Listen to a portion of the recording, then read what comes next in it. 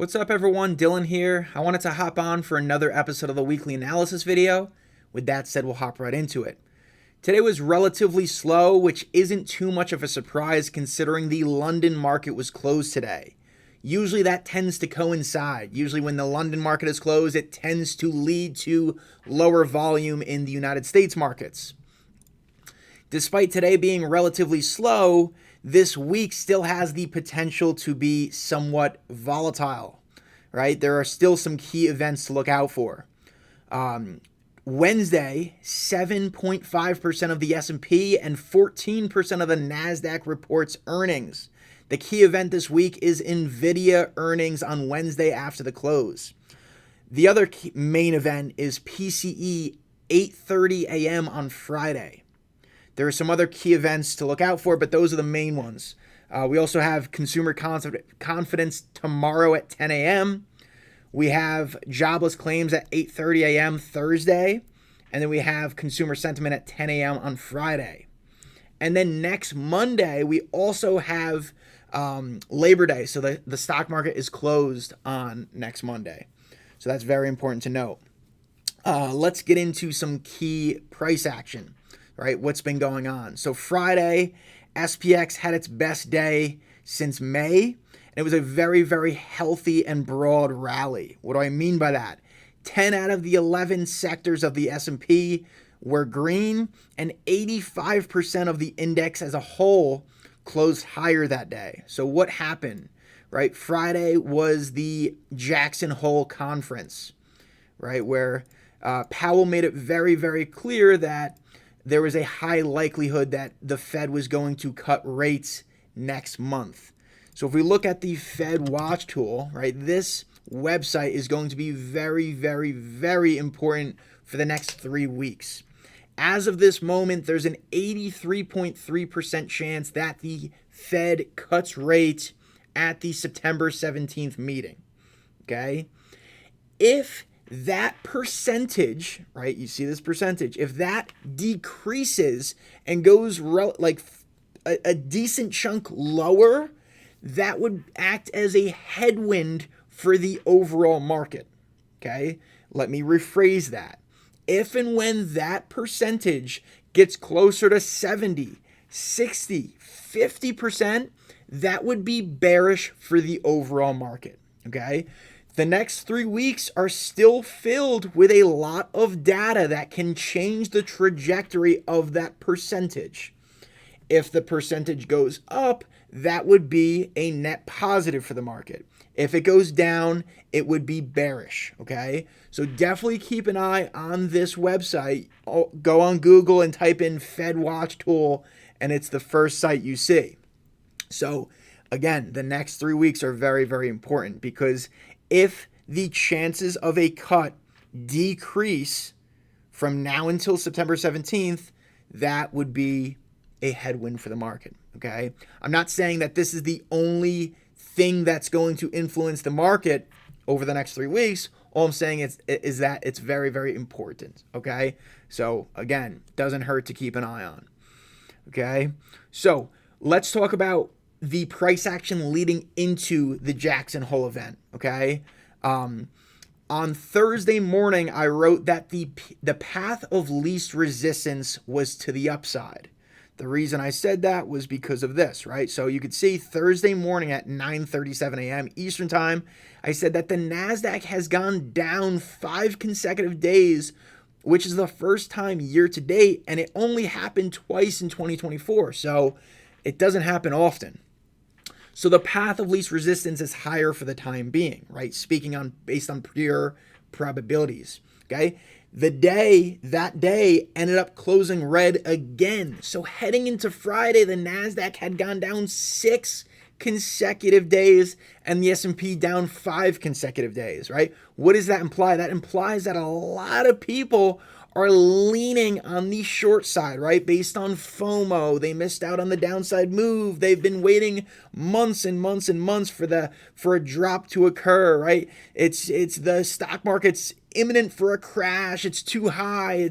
It needs a pullback, right? All of these different claims, right? So that's set up for a squeeze in plain English, right? Combined with Powell's dialogue, right, pointing to a high probability of a Fed cut, right, and multiple days in a row to the downside, that sets up for a squeeze to the upside, which is what we saw. I know I'm speaking in hindsight, but I did write on Thursday morning that the path of least resistance is up. So definitely have that lesson in your, definitely, look out for those patterns going forward, which tend to help, be a nice help in terms of general biases. Okay, so going forward, bulls definitely want to take out this level on the NASDAQ, right? The NASDAQ has been the weaker index. What do I mean by that, right? The reason I'm saying that is because it is much further away from August highs than the S&P. So from August highs, the S&P is down 0.72%. On the flip side, the NASDAQ is down, we got 2.32%. So three times more further away from the August highs than the S&P is, and as a result, that implies that the NASDAQ is relatively weaker. So you want to see that the relatively weaker index is able to break above an area of resistance. That should not be the case, right? The weaker index should be the one to fail at resistance. So if the opposite occurs, where the weaker index is able to break above an area of resistance, that implies that strong bulls are being factored back into the market. So that's an early sign of strength, okay?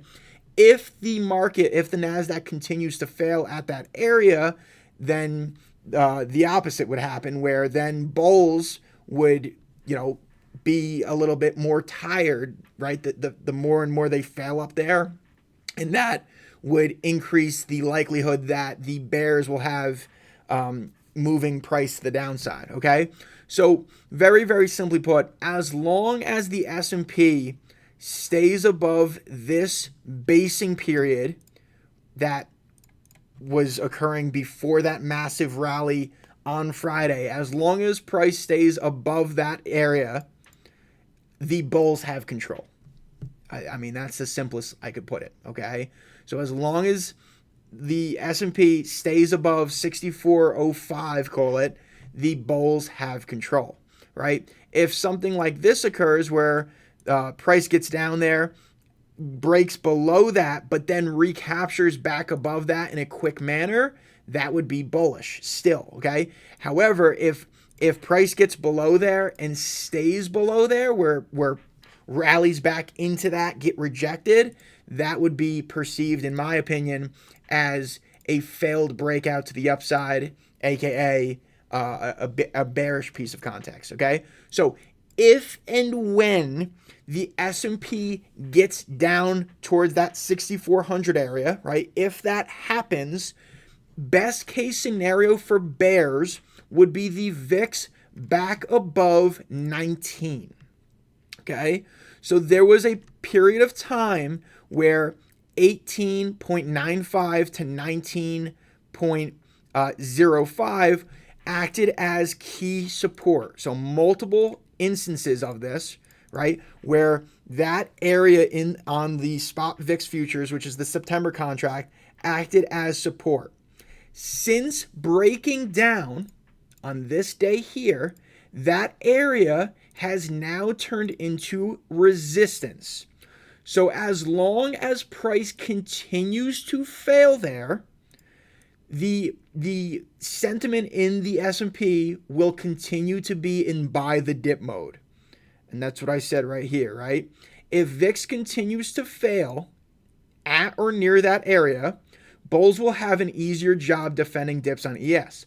On the flip side, if and when VIX gets above that area and manages to sustain value above, that will put additional pressure on ES, which will make it more difficult for the S&P to sustain value. Basically, if and when VIX gets above 19 and sustains value above, that would set up for the highest likelihood that the S&P pullback will continue to the downside.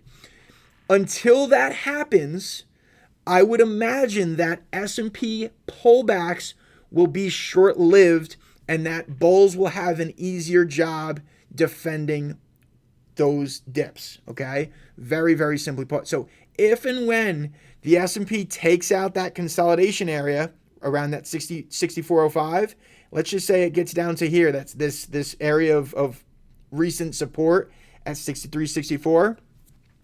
If and when that tests and breaches, market bears need to see the VIX above 19. That is very simply put, okay? So that can occur despite the S&P bulls being in control, right? The bulls are in control in the market, period. They're very, very close to all-time highs on the S&P, less than 1% away from those all-time highs. So very, very clearly put, the bulls are in control, okay? However, we're coming into a time of seasonality where the market tends to be weak. I am not saying it happens every time, but I have some screenshots here from Goldman Sachs. So NASDAQ since 2015, so over the last 10 years, very, very, very clear, September tends to be the weakest month, right? Without a doubt, you look from 2024 to 2015, right? 1, 2, 3, 4, 5, 6, 7, 8, 9, 10 years. In the last 10 years, 1, 2, 3, 4, 5, 6, 7, 70% of the last 10 years closed red in September with an average net loss of 2.44%. On the flip side, very, very similar for the S&P. And this isn't the last 10 years. This is since 1928. So this is from not Goldman Sachs. This is from Citadel as of last week, right? You can clearly see September tends to be the weakest month, okay? And again, this is going back to 1928. So we're not talking about the last 10 years, the last 20 years, the last 30 years. We're talking about almost the last century, okay? So this isn't a guarantee, because if we go back to last September, you could see that it actually closed green. So it's not, by no means am I saying that it's guaranteed that next month is going to close red, because last September it closed, what was that, relative to the close of the previous month, it was up 2% last September. So by no means is that weak, okay? But it's something to be mindful of, okay? So there's a decent probability that we will see some weakness or some sense of a breathing pattern, or a period of consolidation, or a period of the S&P taking a breather and the NASDAQ taking a breather into September. Okay, nothing's guaranteed here. I'm just pointing that out. Okay, so again, key events are NVIDIA earnings after the close on Wednesday, and then PCE on Friday. Also be aware that Monday the stock market is closed for Labor Day. But going forward, the bulls control above 6,400, 6,405, this consolidation area before the Friday moves to the upside on Jackson Hole. Definitely keep an eye on that Fed watch tool going forward in the next 3 weeks. If and when VIX takes out that 19 area and sustains value above, that would set up for the highest likelihood that the S&P is probably going to see some selling pressure increase. But up until that occurs, I believe that dips in the S&P will continue to get bought. Okay, so hopefully this video was good. Feedback is always appreciated, and I will talk to you guys soon. Peace.